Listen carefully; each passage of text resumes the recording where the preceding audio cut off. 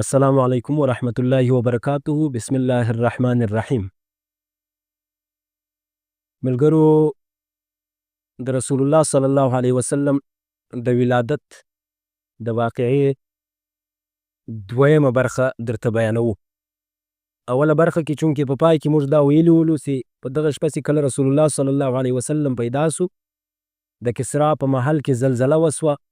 هلته د محل 14 دانې شګې ډبرې راولوېدې او په فارس کې چې کومه آتش کېده له زرو کلو څه روښانه وه، هغه مړه سوله او دریای ساوا هم وچه سوله. او په دا سهار باندې موبزان ولاړ سو، هغه خپل خوب بیان کوي چې ما د شپې خوب لیدی چې یو سخت عربي وش آسان راکشي او دریای دجله څخه یې راتیر کړي، پر ټولو ښارو او ملکو کې هغه سره منتشر سي. دلته شاه کسرا چې کوم ولو، کسرا د خپل توثیق او اطمینان لپاره نعمان ابن منذر ته یو فرمان جاری کړي چې هغه یو غټ عالم را پیدا کړي چې د دغو ټولو واقعاتو د دغو ټولو حادثو وجه راته بیان کړي چې څه وجه یې ده. نو نعمان ابن منذر چې و، هغه ولاړی یو جهان دیده عالم عبدالمسیح غسانی یې پیدا کړي، هغه یې ورته روان کړه. له مخه تر دې چې د عبدالمسیح او د باچا کسرا په مابین کې خبرې سره وکړو، تر دې له مخکې له تاسو ټولو څه هیله ده چې که تاسو زموږ چینل ته نوي راغلي یاست، چینل در سره سبسکرایب کړئ، ویډیو در سره لایک کړئ، په کمنټ کې د الله تعالی له نومو څخه یو نوم ولیکئ او له ملګرو سره یې شریک کړئ. راځئ خپل مقصد ته راځو. عبدالمسیح چې کله حاضر سو په دربار کې، باچا سلامت دغه کیسې ورته وکړلې چې دا کیسې دا دغو وجه غواړم چې دا څه وجه ده. عبدالمسیح په جواب کې ورته وویله چې ما ته خو علم نسته، که چېرته ما ته علم وای ما به درته ویلي وای، خو خیر دی زه به یو بل تر ما ډیر پوه سړي ته ستاسو راهنمایي وکړمه. باچا سلامت ټوله واقعه ورته بیان کړه. عبدالمسیح ورته وویله چې د دغه تحقیق لپاره زما ماما سطیح تر ټولو بهتر دی. چې هغه ته ورسو، له هغه څه دا واقعه پوښتنه و. کسرا و عبدالمسیح ته حکم ورکړ چې ته ولاړ سه، تر هر څه تشه یې چې ولاړ سې له خپل ماما سطیح سره ووینې او دا کیسه ورته وکړې، له هغه څه د دغې کیسې پوښتنه وکړې. عبدالمسیح د خپل ماما سطیح و طرف ته روان سو. هلته چې کله راورسېدی، په داسې حالت کې راورسېدی چې د سطیح آخري وخت دی، نزعي حالت یې دی، بالا مړ کېږي، زنکدن ورباندې راغلی ده، خو څه هوش یې باقي ده. عبدالمسیح چې ورلی سلام یې ور واچوی او څه اشعار یې وویله. سطیح چې د عبدالمسیح اشعار واورېدل، نو عبدالمسیح و طرف ته متوجه سو، دا یې وویله.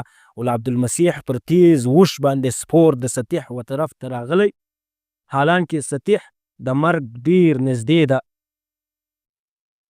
ته د بني ساسان باچا چې په محل کې زلزله سوې ده، یا آتش کېده مړه سوې ده، یا دریای ساوا چې کوم نهر د ساوا و هغه وچ سوی ده، یا هغه خوب چې کوم موبزان لیدلی و چې یو عربی وش آسان راکشي تر دجلې راتیر کړي او په شاوخوا ښارو کې یا منتشر کړي، د دغه لپاره راغلی، د دغه واقعي وجه غواړي چې څه وجه ده. لہذا سطیح ورته وویل په جواب کې چې ښه یې واوره، هر کله چې کلام الهي تلاوت کثرت باندې شروع سي، صاحب د عصا ظاهر سي او وادي سماوا چې کومه ده هغه روانه سي، او ساوا چې کوم دریاب د یا نهر د هغه وچ سي، د فارس ور مړ سي، نو دا د سطیح لپاره بیا شام نه پاتېږي. هغه کومې 14 شګې چې رالوېدلې دي، هغه د دې علامه ده چې دغه کسرا چې کوم سلطنت دی دا به 14 کاله وجود کې، 14 سلطنت به په وجود کې، له هغه وروسته به بیا دا سلطنت نړېږي.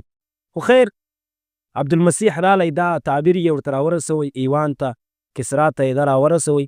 کسرا چې چورت وویلی چې 14 سلطنت خو ډیر دي، لہذا انتظار به وکړو 14 سلطنت چې تیریږي، ډیر وخت به په دې مابین کې تیر سوی.